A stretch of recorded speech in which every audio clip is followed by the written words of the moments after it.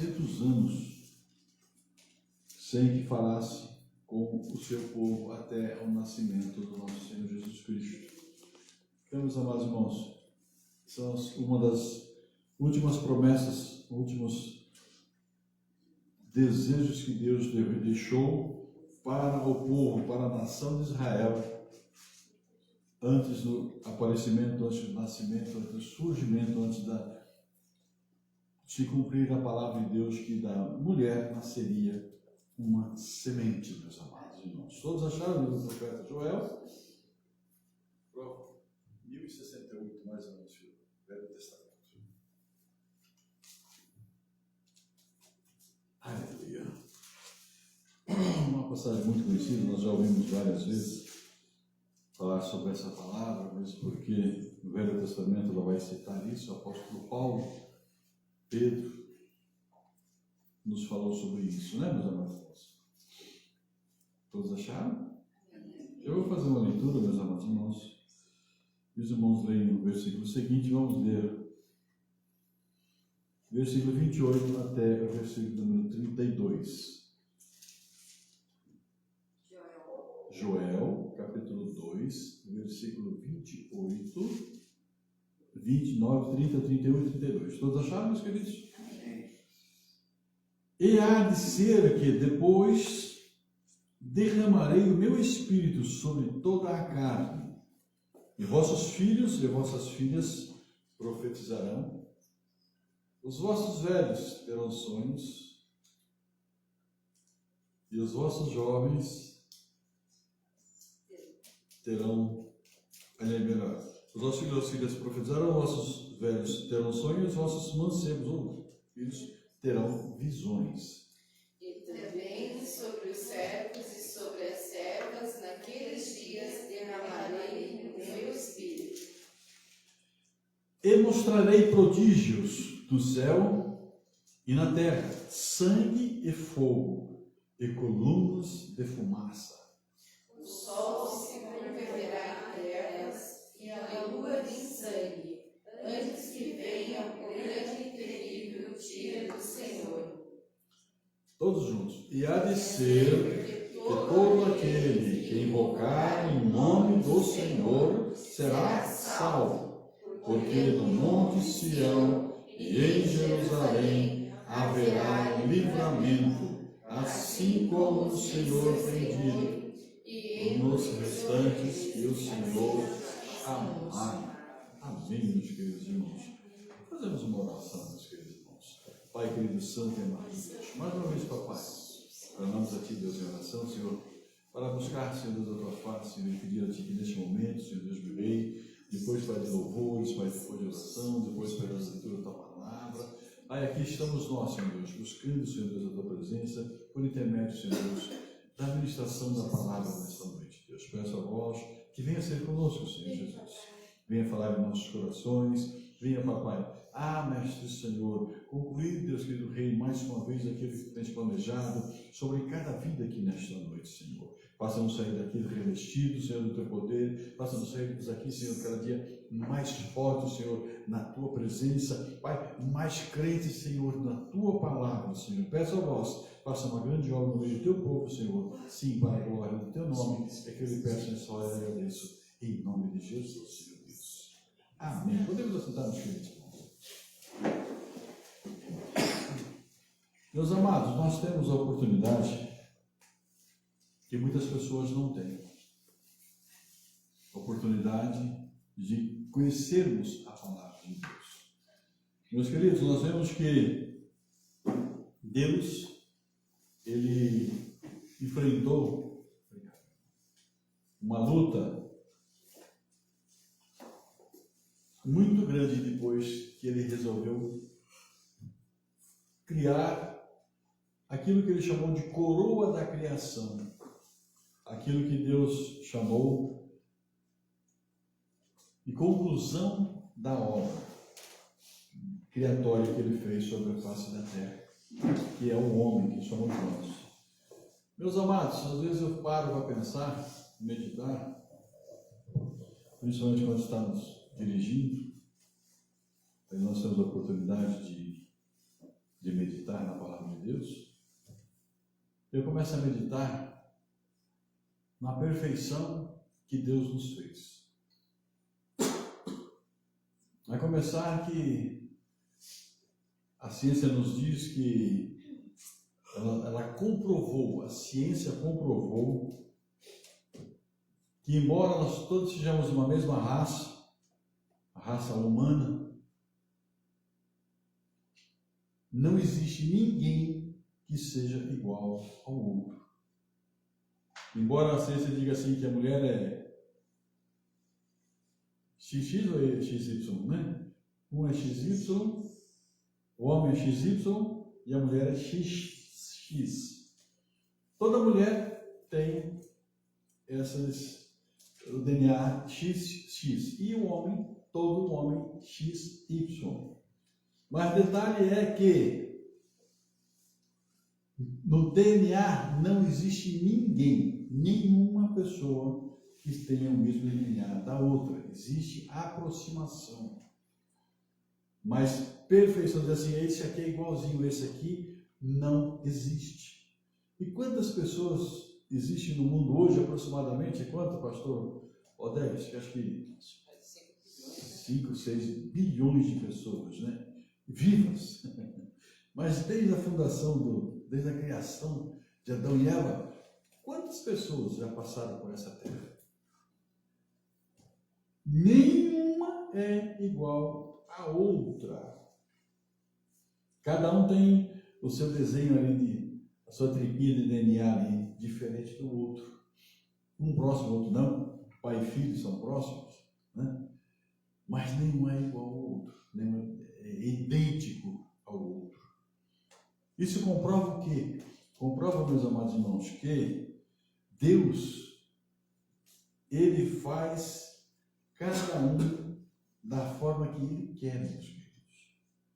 Você já pensou se Deus falasse assim, bom, Davi, ele foi um homem, que Deus falou assim, Davi foi um homem segundo o meu coração. Pastor, então agora vamos fazer o seguinte aí, vamos fazer só Davi. Vamos fazer só Davi, porque vai ser, todas as pessoas vão ser segundo o meu coração. Deus poderia fazer isso. Deus poderia falar assim, olha, gostei de Enoque. Tanto que Enoque foi trasladado, não conheceu a morte, ninguém sabe o que se passou com Enoque. É isso, pastor? Vamos fazer agora todo mundo Enoque. Todo mundo, ninguém vai pecar e eu vou levar para a minha glória. Né? Mas Deus não quer ninguém um igual ao outro. Deus faz cada um diferente do outro. Para quê? Para que cada um seja um adorador de Deus, meus queridos. Porque se fosse todos como Davi, todos teriam a mesma reação de Davi. Não teria nada, nenhuma novidade para com Deus. Deus já saberia tudo que Davi vai fazer. Mas Ele fez você diferente de Davi. Deus fez a mim, ao pastor, às irmãs, diferente de Enoque. E, meus amados, para quê? Para que você ande na presença de Deus. Meus queridos, quando Deus falou com Joel, aproximadamente, a Bíblia nos diz que aproximadamente 400 anos antes do nascimento de Jesus, quando Deus falou com Joel, ele estava repreendendo o povo, a nação de Israel, o povo de Judá. Por que, meus amados irmãos? Porque o povo de Judá já havia passado por tantas guerras, por tantos conflitos, por tantas escravidão, já havia voltado já do cativeiro, já havia construído ali, reconstruído o templo. E nós vemos, meus amados irmãos, que agora Deus levanta Joel e fala com o povo, olha, povo, a vida de vocês está bela, a vida de vocês está muito bonita. Deus ele começa dizendo para Joel da seguinte maneira, olha, vocês estão colhendo aquilo que você planta. Você está colhendo a vinha e fazendo o vinho novo. Você está colhendo o fruto do azeite e do azeite fazendo azeite, azeitona. Vocês estão colhendo o trigo, vocês estão colhendo a cevada, porque eu estou mandando a chuva na hora certa. Estou mandando a chuva de outono, uma chuva que vai produzir o melhor do fruto da terra. Mas Deus fala por intermédio do profeta Joel: olha, mas eu vou enviar uma praga sobre a terra, vou enviar gafanhotos sobre a terra. E alguns diziam, parece que se eu não falei o nome, era locusta, o nome do gafanhoto. Locusta porque era grande, era enorme, ela parecia uma lagosta. Quem conhece lagosta? Para quê? Para comer o fruto da terra, meus amados. E Deus ainda falou para Joel: olha, Joel, avisa o povo que vai vir um gafanhoto cortador. Esse cortador, ele vai cortar tudo que tiver de plantação. Ele vai jogar no chão. Imagine a plantação que você fez, vem o cortador, ele corta. E vai cortar a planta, a folha. Aí ele falou: mas esse migrador não vai destruir tudo. Depois desse migrador vai vir um outro. O outro, meus amados, será o migrador. Aquele vem de grande comendo. Depois do migrador, ele falou assim: olha, Joel, então vou mandar, fala para o povo, vou mandar mais um, porque ainda existe planta, ainda existe algo que eles vão conseguir colher. E falou assim, e Deus mandou 4 tipos de gafanhoto, meus amados irmãos. Eu não vou recordar todos eles agora, mas era o cortador, o migrador, o destruidor e mais um outro. Devorador, o migrador, o cortador e mais um. E dizendo da seguinte maneira, meus amados irmãos: se preparem, porque não vai sobrar nada do que vocês vão plantar. Meus queridos, hoje você quer comprar, você está com fome? Você vai no mercado, você fala assim: olha, me dá 1 quilo de arroz aqui, 1 quilo de feijão, me dá 1 quilo de carne. Toma o dinheiro lá e traga para cá a mercadoria. Na época que estamos falando aqui, meus amados irmãos, você tinha que plantar. Se você quisesse colher, você tinha que plantar. Se você não colhesse, você ia viver das migalhas, meus amados irmãos. Mas o plantar, veja bem uma coisa. Você está com fome, está no culto aqui, agora está com fome, você já está pensando: eu vou sair daqui, eu vou comer alguma coisa, vou passar em algum lugar e vou comprar alguma coisa para mim comer. No tempo bíblico, meus amados, que qual estamos falando, o profeta Joel dizendo, havia um período, meus amados irmãos, em que eles tinham que aguardar para produzir. Não tinha onde comprar. Não tinha mercado. Então, meus amados irmãos, toda a plantação, se você for olhar, ela é aproximadamente 3 e 4 meses para produzir. Então, meus amados irmãos, se você não plantasse, lá na frente você não ia ter o que você comer. Agora eu quero que você imagine, meus amados irmãos, esse povo a qual nós estamos falando, plantou ali o seu trigo crescendo, plantou ali a videira, a uva toda bonita já florescendo, e eles começam a olhar agora e vê um bicho, começa a destruir tudo aqui, meus amados irmãos. Para hoje eu tenho que comer, mas e daqui 2 meses, daqui 3 meses? Não vai ter o que comer, porque o devorador, o destruidor, o migrador, ele destruiu, ele comeu, ele jogou no chão, ele estragou, não vai ter colheita. Se não tiver colheita, o que significa? Vai haver o quê? Fome. E se houver fome, o que vai acontecer? Vai haver desnutrição, vai haver desolação, vai haver mortes. Porque não há o quê? Com que você se alimentar. E o profeta Joel falou da seguinte maneira para eles: olha, não vai sobrar absolutamente nada para que vocês venham se alimentar, para que vocês venham comer, para que vocês tenham o sustento. Mas ele falou assim: mas existe ainda uma solução. O profeta Joel vai até os sacerdotes e fala: olha, sacerdotes, conclamem um jejum. Mas um jejum, meus amados irmãos, nacional. A Bíblia fala, meus amados irmãos, que era para os sacerdotes conclamar um jejum para a nação e a nação toda participar. E o incrível, meus amados irmãos, que a Bíblia fala até os bebês de colo, aqueles que se amamentam da mãe, deveriam jejuar, meus amados. E ainda diz assim: até os noivos saiam da recâmara e participem desse jejum, para que haja ainda uma esperança em Israel. Meus queridos, por que eu estou trazendo isso para vocês? Porque o povo a qual nós estamos falando nessa época agora, eles já haviam passado por muitas dificuldades, já haviam sido levados em cativeiro, haviam sido trazidos de cativeiro.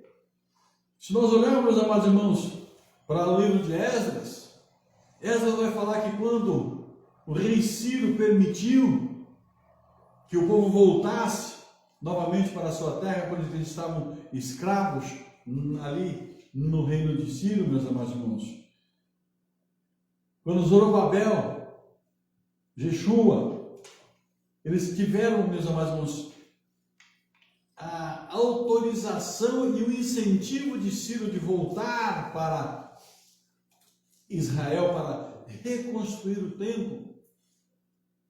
Quando eles chegaram lá, a primeira coisa que eles fizeram foram reconstruir o altar, meus amados. Por que o altar? Por que não eles não levantaram primeiro as paredes de fora? Eles foram no altar. Porque, meus amados, o povo no cativeiro, eles não tinham comunhão com Deus, eles não tinham contato com Deus, eles não tinham aquilo que eles estavam acostumados a ter, meus amados, que era o sacrifício sobre o altar. Quando eles voltaram, meus amados, ali, Zorobabel, que estavam ali reconstruindo o altar, meus amados, reconstruir o altar, eles voltaram novamente a ter comunhão com Deus, meus queridos. Primeiramente o altar reconstruído. Quando Elias, ele desafiou os profetas de Baal, o que ele fez? Ele reconstruiu o quê? O altar. Para quê? Para oferecer o quê? Sacrifícios. Por que sacrifício? Para que você tenha condições de você se comunicar com Deus. Por que o sacrifício sobe? Por que você oferece sacrifício para Deus? Para que venha a resposta de Deus em nossas vidas. Meus amados, quando esse povo, depois de Zorobabel, eles tinham a oportunidade de sacrificar a Deus. Eles tinham a oportunidade de levar, meus amados irmãos, ali, aquilo ao qual eles faziam o culto deles. Mas eles não estavam mais sacrificando, eles não estavam levando mais o fruto da terra, eles não estavam mais levando absolutamente nada para Deus, eles já haviam se esquecido de Deus. Porque quando a vida está bela, quando a vida está bonita, quando a vida você tem tudo que você precisa, normalmente, meus amados irmãos, as pessoas se esquecem de Deus. Existe uma guerra aí entre pensamentos, pessoas dizendo assim: mas o dízimo é do Velho Testamento, o dízimo não é do Novo Testamento, você tinha que dar dízimo no Velho Testamento, no Novo Testamento você não tem que dar dízimo. Meus amados irmãos, eu quero dizer uma coisa para você, meus queridos irmãos. você tem o dever de doar, de devolver 10% das nossas vidas para Deus, meus queridos irmãos. Se nós fôssemos levar ao pé da letra o dízimo que nós devemos dar para o Senhor, no mínimo nós deveríamos orar 2 horas e 40 minutos num dia. Porque Deus nos dá vida em um dia 24 horas. Se nós formos ser agradecidos, se nós formos retornar a Deus aquilo que Deus nos deu, que é exatamente esse dízimo, no mínimo 2 horas e 40 por dia seriam doados para Deus. Em oração, em súplicas, agradecimento, em louvor. Meus amados irmãos, quando Joel, ele leva isso até o povo, meus amados irmãos, ele fala para o povo fazer esse jejum, convocar esse jejum. Ele começa a dizer da seguinte maneira: porque se o povo se voltar para Deus, se o povo voltar a sacrificar, voltar a ter comunhão com Deus, voltar a orar a Deus, voltar a falar com Deus, voltar a louvar a Deus, e deixar de fazer somente a alegria da carne. Aí Deus falou para Joel: olha, Joel, você fala para eles lá que nos últimos dias eu vou derramar do meu espírito sobre toda a carne. E os vossos filhos e vossas filhas profetizarão. Os vossos anciões, os vossos velhos terão sonhos. E os vossos mancebos, os vossos filhos terão visão. Aleluia. Quero trazer para você nesse momento aqui, nessa noite, eu quero que você faça uma reflexão da sua vida. O que você está tendo? Porque se você for jovem, você tem que estar tendo visão. Se você for filho, filha, você tem que estar profetizando.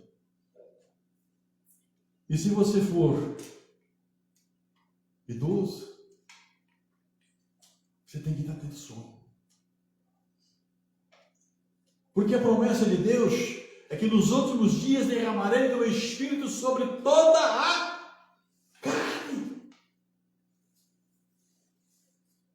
E como que você está, meus amados irmãos? Você pode dizer: eu estou profetizando. Você pode dizer: eu estou tendo sonho. Você pode dizer: eu estou tendo visão de Deus. Porque, meus amados irmãos, se nós não estamos tendo visão, se nós não estamos profetizando, se nós não estamos tendo, meus amados, visão, é porque nós não estamos sacrificando a este Deus, porque o nosso altar não está reconstruído, porque o nosso altar não está pronto para, meus amados, podemos falar com este Deus maravilhoso. Aleluia. Não estou falando aqui 2 horas e 40 minutos por dia, não, meus amados irmãos.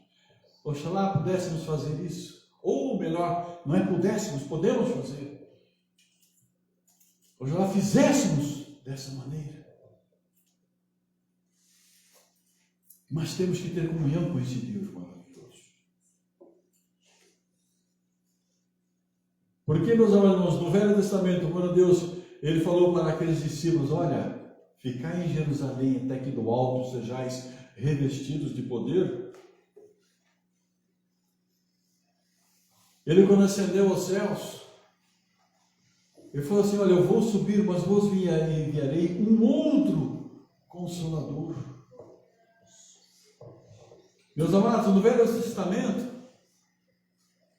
o Espírito Santo de Deus, ele vinha sobre uma pessoa determinada, e Deus falava com essa pessoa. Os profetas do Velho Testamento, assim foi Isaías, assim foi Jeremias, assim foi Ezequiel, assim foi os outros tantos, meus amados. tinham um momento em que Deus usava eles, meus amados.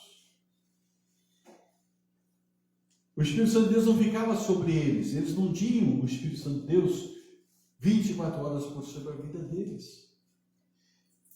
Mas se você olhar, meus amados irmãos, os profetas, por que são chamados profetas? Porque eles profetizavam. E por que eles profetizavam?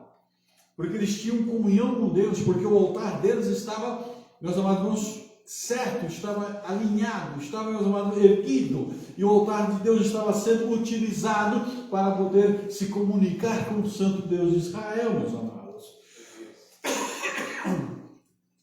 Mas isso foi no Velho Testamento. Jesus falou, agora vai ser diferente.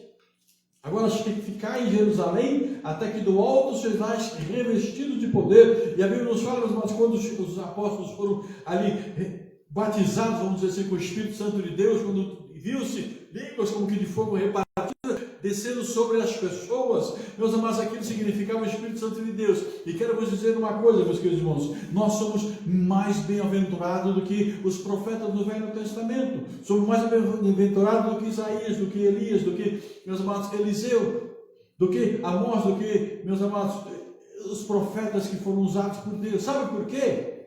Porque eles tinham contato algum momento com o Espírito Santo de Deus, e hoje nós temos o direito, meus amados, de sermos revestidos por Deus 24 horas por dia, todos os dias de nossas vidas. Meus amados irmãos, nós precisamos, sabe o que? É dar lugar para o Espírito Santo de Deus se manifestar cada dia mais em nossas vidas, nos preocuparmos menos com as coisas do mundo e se preocuparmos mais com as coisas de Deus, meus amados irmãos. Muitos falam assim, a igreja hoje está fria, hoje a igreja não é mais como antigamente. Antigamente a igreja era fervorosa, a gente via Deus batizando com o Espírito Santo de Deus, nós vimos ali línguas estranhas, nós vimos, meus amados, pessoas profetizando, e nós vimos, meus amados, não é que antigamente Deus fazia e hoje Deus não faz, é que antigamente as pessoas tinham, meus amados, a sua vida na presença de Deus, que buscavam o Senhor, glorificava, exaltava, bendizia, e dizia, Senhor, estou aqui, usa-me, Senhor Deus, aleluia. Hoje a gente se preocupa com tantas coisas e não nos damos lugar ao Espírito Santo de Deus, meus amados. Mas quero vos dizer uma coisa, o Espírito Santo de Deus está no meio de nós, está dentro de nossas vidas, meus queridos irmãos. Demos lugar a Ele, deixamos Ele florescer, deixamos Ele fazer a obra que Deus quer fazer em nossas vidas, meus amados irmãos. Porque no mundo, no Velho Testamento diz assim, olha, os teus jovens, as tuas filhas profetizarão, os teus velhos terão visão, ou melhor, sonhos, e os seus mancebos terão visão. Mas hoje, meus amados irmãos, eu quero dizer uma coisa para você, o Espírito Santo de Deus está na tua vida, na minha vida, para que você tenha, meus amados, os dons espirituais, para que você saiba, meus amados, você tenha o dom da palavra, o dom da sabedoria, para que você tenha fé, para que você tenha, meus amados irmãos, o discernimento do Espírito, para que você tenha, meus amados, o dom de línguas estranhas, meus amados, para que você tenha o dom de milagres, meus amados irmãos. Hoje o Espírito Santo de Deus está no meio de nós, basta nós também de crermos, buscarmos e deixar com que Ele faça aquilo que Ele quer fazer em nossas vidas. Mas é necessário espaço para esse Deus Todo-Poderoso fazer a sua obra, meus amados. Vamos fazer o seguinte, vamos deixar o Espírito Santo de Deus fluir em nosso ser, porque, meus amados, se você está aqui nesta noite, você vai dizer assim, eu não tenho o Espírito Santo de Deus, eu não sou batizado do Espírito Santo de Deus. Eu quero dizer uma coisa, você entrou na presença de Deus, porque o Espírito Santo de Deus entrou na sua vida, porque é Ele quem convence o homem do pecado, da justiça e do juízo, meus amados irmãos. Mas, meus amados, é como uma planta, se você tem que regar para que ela cresça, você tem que adubar para que ela se fortaleça, aleluia, e venha a te dar fruto, meus amados. Assim é Deus em nossas vidas. Deixa Deus trabalhar no teu ser e veja o que Deus vai fazer mediante o seu querer, meus amados. Eu quero agradecer essa oportunidade do pastor nessa noite, clamar a igreja para ficarmos de pé e vamos agradecer a este Deus maravilhoso, meus queridos. Sabendo de uma coisa, meus queridos irmãos, o Espírito de Deus está sobre cada um de nós. Deixamos Deus fazer aquilo que Deus tem preparado para nossas vidas, meus amados irmãos. Aleluia. Tem alguém com um pedido especial, meus amados irmãos, para estarmos orando nessa noite? Aleluia. Vamos estar orando um pelos outros para que Deus complete esta obra.